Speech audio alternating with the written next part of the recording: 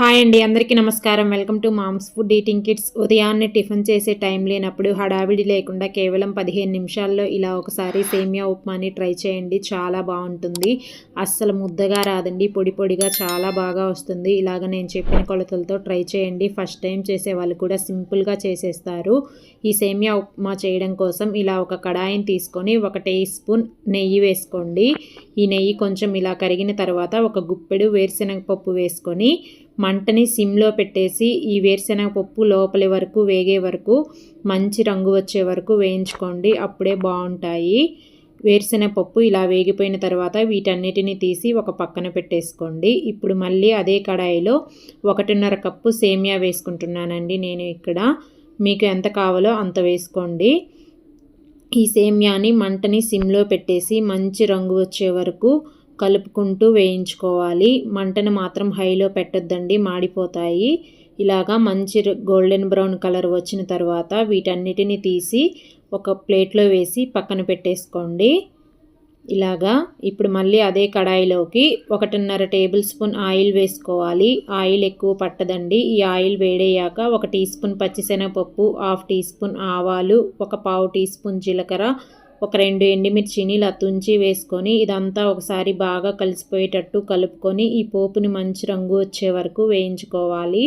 పోపు ఇలా వేగిపోయిన తర్వాత దీనిలోకి 1/4 టీ స్పూన్ ఇంగువ, ఒక పచ్చిమిర్చిని ఇలాగా కట్ చేసి వేసుకోండి. నేను పిల్లలు తినేదని ఒక్క పచ్చిమిర్చినే వేసుకున్నానండి. మీ కారానికి తగ్గట్టుగా వేసుకొని 1 నిమిషం ఈ పచ్చిమిర్చిని ఇలా వేయించండి. ఇప్పుడు ఒక పెద్ద ఉల్లిపాయని ఇలా చిన్న ముక్కలుగా కట్ చేసుకొని వేసుకోండి. అలాగే 1 టేబుల్ స్పూన్ పచ్చి బఠానీ వేసుకోండి. ఇవి ఉంటే వేసుకోండి, లేకపోతే స్కిప్ చేయండి. అలాగే ఒక రెమ్మ కరివేపాకు కూడా వేసుకొని ఇదంతా ఒకసారి బాగా కలిసిపోయేటట్టు కలుపుకొని ఉల్లిపాయని కొంచెం మెత్తబడే వరకు వేయించుకోండి. ఉల్లిపాయ ఇలా కొంచెం మెత్తబడిన తర్వాత దీనిలోకి సన్నగా కట్ చేసి పెట్టుకున్న కొంచెం కొత్తిమీర వేసుకొని ఈ ఆయిల్లో ఈ కొత్తిమీరని ఫ్రై చేయండి. ఫ్లేవర్ చాలా బాగుంటుంది. కొత్తిమీర ఇలా వేగిపోయిన తర్వాత 1 కప్పుకి 1.5 కప్పు చొప్పున నీళ్లు పోసుకోవాలి. అలాగే 1/2 కప్పు సేమియాకి 1/4 కప్పు నీళ్లు పోసుకోండి, సరిపోతుంది. నీళ్లు పోసుకున్న తర్వాత దీనిలోకి 1/2 టీ స్పూన్ ఉప్పు వేసుకుంటున్నాను. మీ రుచికి సరిపడా వేసుకోండి. ఇదంతా ఒకసారి బాగా కలుపుకొని ఇప్పుడు రుచి చూసుకోండి, ఉప్పు సరిపోయిందా లేదా అని. నాకు కరెక్ట్గా సరిపోయిందండి, నేను అందుకని ఇంకా వేయట్లేదు. మీకు సరిపోకపోతే ఇంకొంచెం వేసుకోండి. ఈ నీళ్ళని బాగా తెరలనివ్వండి. నీళ్ళు ఇలా బాగా తెరులుతూ ఉన్నప్పుడు దీనిలోకి మనం వేయించి పెట్టుకున్న సేమియానంతా వేసేసుకోండి. సేమియా వేసుకున్న తర్వాత దీన్ని మొత్తం ఒకసారి ఇలా అంతా కలుపుకోవాలి.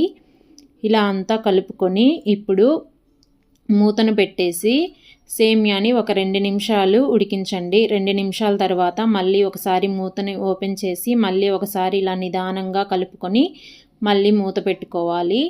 ఇలాగా 2-3 నిమిషాలకు ఒకసారి చేసుకోండి, అడుగంటకుండా ఉంటుంది. ఇక్కడ నేను మళ్ళీ ఒక 3 నిమిషాల తర్వాత మూత ఓపెన్ చేసి మళ్ళీ ఒకసారి కలుపుకొని మళ్ళీ మూత పెట్టుకున్నాను. ఇలాగా 6-7 నిమిషాల కల్లా సేమియా నీరంతా పీల్చుకొని ఇలా పొడి పొడిగా అయిపోతుందండి. ఇప్పుడు ఇదంతా ఒకసారి కలుపుకొని దీనిలోకి మనం ముందుగా వేయించి పెట్టుకున్న పల్లీలు, సన్నగా కట్ చేసి పెట్టుకున్న కొత్తిమీర వేసుకోండి. ఇలాగా చేసేదంతా మంటని లో ఫ్లేమ్లోనే పెట్టి చేసుకోవాలండి, ఈ సేమియా ఉప్మా అయ్యే వరకు. ఇప్పుడు ఇలా అంతా కలుపుకొని స్టవ్ ఆపేసేయండి. సేమియా అనేది ఇలా బాగా ఉడికిపోయి ఉంటుంది మనం తీసుకున్న నీళ్ళకి. ఇప్పుడు దీనిపైన మూతను పెట్టేసి ఒక 5 నిమిషాలు పక్కన పెట్టేసుకోండి. అంతేనండి, ఒక 5 నిమిషాల కల్లా సేమియా ఉప్మా ఇలా పొడి పొడిగా రెడీ అయిపోతుంది. ఎప్పుడు మీరు ఇలా ట్రై చేయకపోతే ఒకసారి ట్రై చేయండి. పిల్లలైతే ప్లేట్ అంతా ఖాళీ చేసేస్తారు, అంత బాగుంటుంది. నచ్చితే ఒక లైక్ చేసి ఛానల్ని సబ్స్క్రైబ్ చేసుకొని సపోర్ట్ చేయండి. Thanks for watching.